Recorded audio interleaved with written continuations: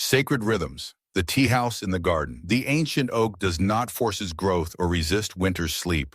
It moves with the great cycles that govern all life, finding in this surrender to natural rhythm the secret of both endurance and renewal. In the gentle stillness of a traditional Japanese tea house, time flows differently than in the rushing current of contemporary life. Here, where a geisha moves with measured grace and matcha transforms from vibrant powder to ethereal green whispers, we encounter a testament to the profound power of intentional rhythm. Each movement carries meaning beyond its practical purpose. Every gesture serves both functional and spiritual ends, and the entire ceremony embodies a rhythm that transforms routine activity into sacred practice. Our modern world presents a stark contrast to this measured grace. We inhabit landscapes of constant connectivity, where notifications cascade like autumn leaves in a windstorm, where deadlines create what author Stephen Covey called the tyranny of the urgent. This relentless pressure fragments our attention and eliminates the spaciousness between stimulus and response, the very space that wise traditions have always recognized as the birthplace of human freedom.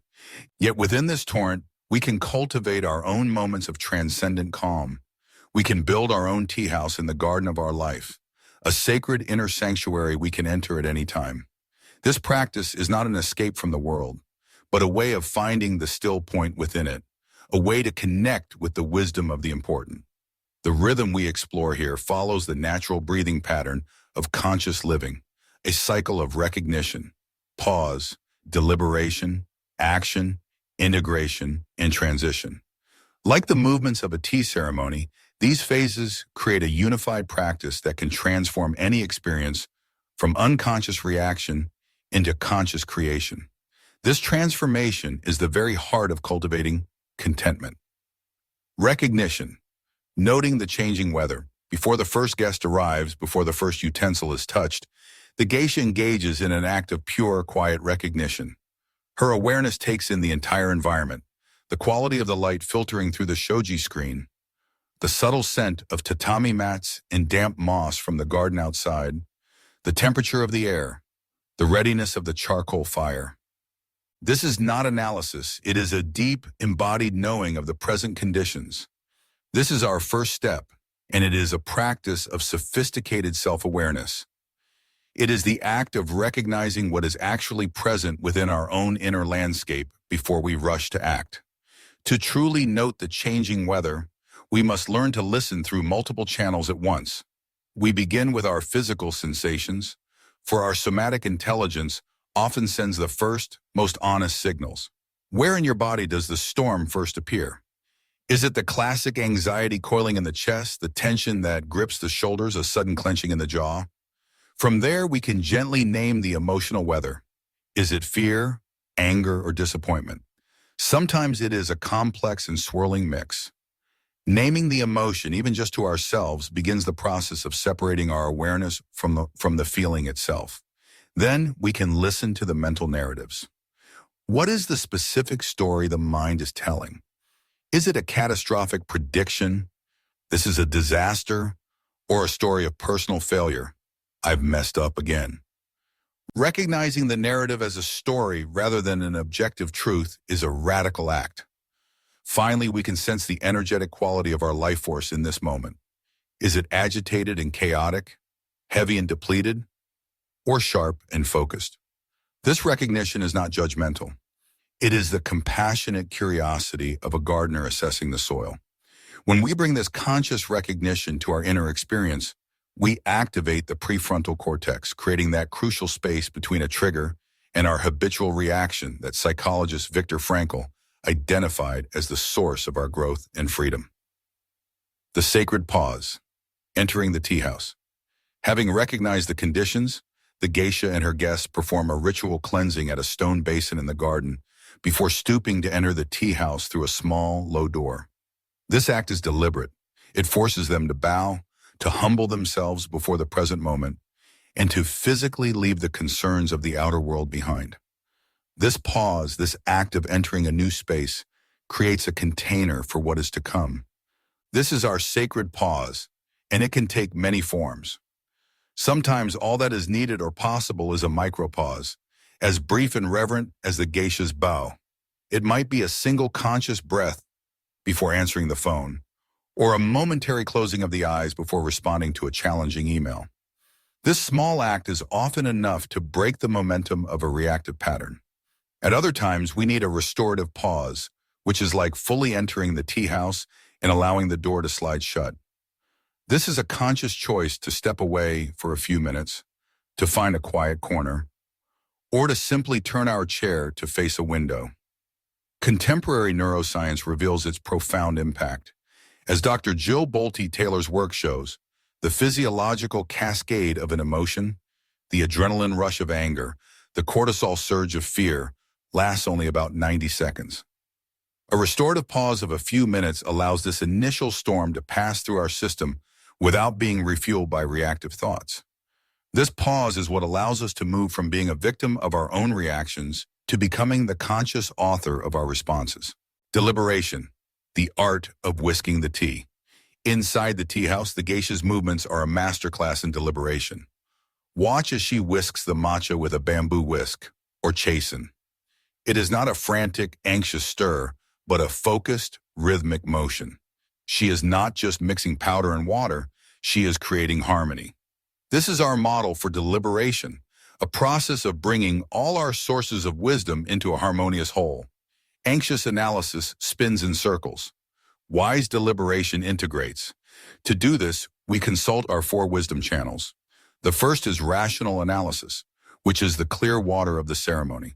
We look at the objective facts of the situation, free from emotional interpretation. The second is our emotional intelligence, the rich, colorful matcha itself. Our feelings are not a distraction. As neuroscientist Dr. Antonio Damasio has shown, without emotional input, our decision-making is deeply flawed. Our feelings tell us what we truly value. The third is our somatic wisdom, held in the earthenware bowl. This is the body's grounding intelligence. It knows what feels expansive and right, and what feels contractive and heavy long before the mind can articulate it. Finally, we use our future self consultation as the whisk, the tool that integrates the other elements. We can ask, what would the wisest, kindest, most courageous version of myself, looking back on this moment a year from now, advise me to do? This process prevents both the paralysis of overthinking and the regret that follows impulsive choices. We allow the muddy sediment of our initial reactions to settle, revealing the clearer water of our authentic values beneath. Decisive action, serving the tea with grace. The deliberation is complete. Now the geisha lifts the bowl and presents it to her guest. The movement is flawless, economical, and full of grace. There is no hesitation, no second guessing. The action flows unimpeded from the clarity of the previous steps. It is a single, perfect gesture born of deep intention. This is our decisive action. Because it emerges from a place of deep alignment, it feels less like a forced effort and more like a natural unfolding. This is the state of Wu Wei, or effortless action, described in Taoist philosophy. The action is not passive, it is perfectly timed and exquisitely appropriate. It feels like a flow from awareness, rather than a push from willpower. The parent who has paused can now act with compassionate authority rather than frustrated anger.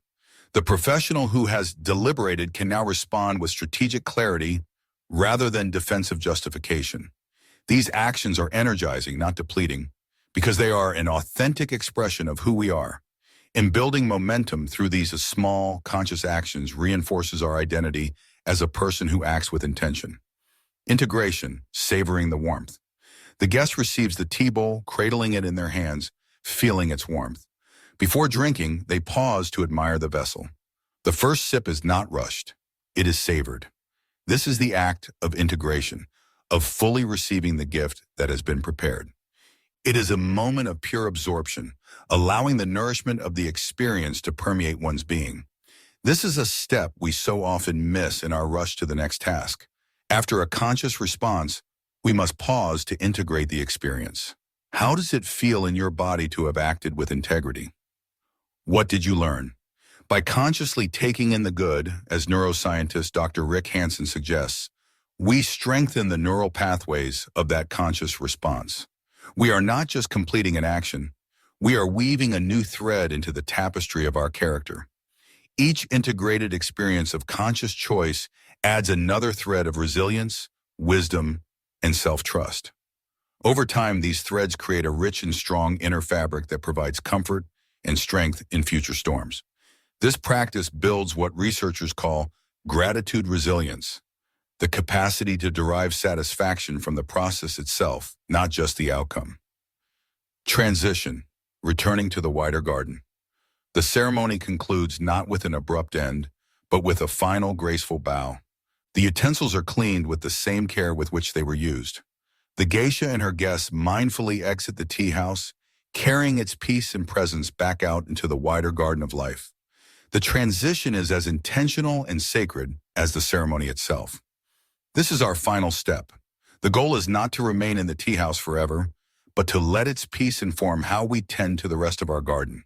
This practice prevents the common pitfall of spiritual compartmentalization, where our moments of peace feel disconnected from our real lives.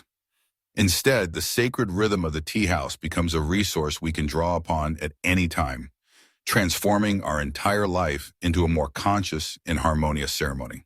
The wisdom traditions call this seamless awareness, where every moment, not just the formal practice, becomes an opportunity for conscious development. Integration practice, a personal tea ceremony for life's storms. Use the following questions to cultivate your own sacred rhythm. Identify one recurring situation in your life that often triggers a reactive storm within you, and gently reflect on how you might bring the wisdom of the tea house to it. 1. Recognition, noting the changing weather. What are the very first signals that this particular storm is brewing? What do you notice in your body, your emotions, the stories your mind tells, and the quality of your energy? 2. The pause, entering the tea house. What might a simple micro pause look like in this situation?